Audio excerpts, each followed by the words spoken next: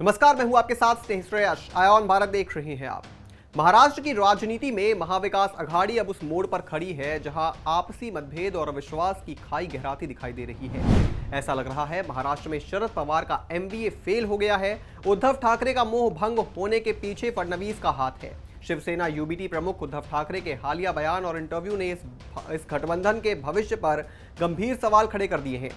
लोकसभा चुनाव में एकजुट होकर लड़ने के बाद जब विधानसभा चुनाव सामने आए तब एमवीए के घटक दलों शिवसेना यूबीटी, कांग्रेस और एनसीपी शरद पवार गुट के बीच सीटों के बंटवारे को लेकर काफी खींचतान देखने को मिली। खुद उद्धव ठाकरे ने यह माना है कि ये रस्साकशी आखिरी दिन तक चलती रही और इसका जनता में गलत संदेश गया। उनका कहना है कि लोकसभा चुनाव की सफलता के बाद कई नेताओं को आत्म मुग्धता हो गई, जिससे गठबंधन की एकजुटता प्रभावित हुई। उद्धव ठाकरे ने इस सामना को दिए इंटरव्यू में स्पष्ट रूप से कहा कि यदि गठबंधन में शामिल दलों ने आत्ममंथन नहीं किया और वो पुरानी गलतियां दोहराई गई तो साथ रहने का कोई मतलब नहीं रह जाएगा। उन्होंने ये भी कहा कि एमवीए के घटक दल अभी एक दूसरे के कट्टर विरोधी रहे हैं और अब भी वैचारिक मतभेद पूरी तरह समाप्त नहीं हुए हैं। ऐसे में ये समझना जरूरी है कि सिर्फ सत्ता के लिए एक साथ आना ही काफी नहीं है, बल्कि आपसी समझ और समर्पण की भावना भी जरूरी है। कांग्रेस नेता विजय वड्डेटीवार ने भी ठाकरे के इस बयान का समर्थन किया और स्वीकार किया कि विपक्ष में घमंड और अव्यवस्था के चलते जनता का भरोसा डगमगाया। इसके साथ ही उद्धव ठाकरे की मुख्यमंत्री देवेंद्र फडणवीस के साथ हालिया मुलाकात और राज ठाकरे की महाराष्ट्र नवनिर्माण सेना के साथ नजदीकियों ने राजनीतिक गलियारों में एक नई समीकरण की अटकलें तेज कर दी हैं। ये संकेत मिल रहे हैं कि उद्धव ठाकरे अब एमवीए के पारंपरिक ढांचे में खुद को असहज महसूस नहीं कर रहे। अब वो उसमें कंफर्टेबल होते नजर आ रहे हैं और नए रास्तों पर विचार कर रहे हैं।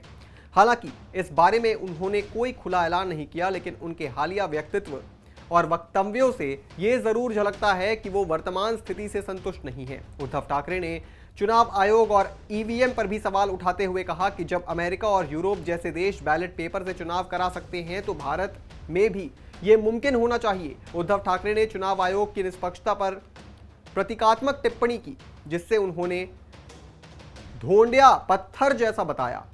उन्होंने यह भी स्वीकार किया कि उनके कार्यकाल में किए गए कुछ अच्छे कार्यों जैसे शिव भोजन थाली, किसान की कर्ज माफी और कोविड प्रबंधन को जनता तक सही ढंग से नहीं पहुंचाया जा सका। इसके साथ ही उन्होंने हाल ही में राज्य सरकार द्वारा प्रस्तुत महाराष्ट्र विशेष सार्वजनिक सुरक्षा विधेयक पर भी सवाल उठाते हुए कहा कि यह कानून किस उद्देश्य की पूर्ति करेगा, ये स्पष्ट नहीं है। इन सभी बातों को मिलाकर ये साफ दिखता है कि एमवीए के भीतर अब गंभीर मतभेद उभरने लगे हैं।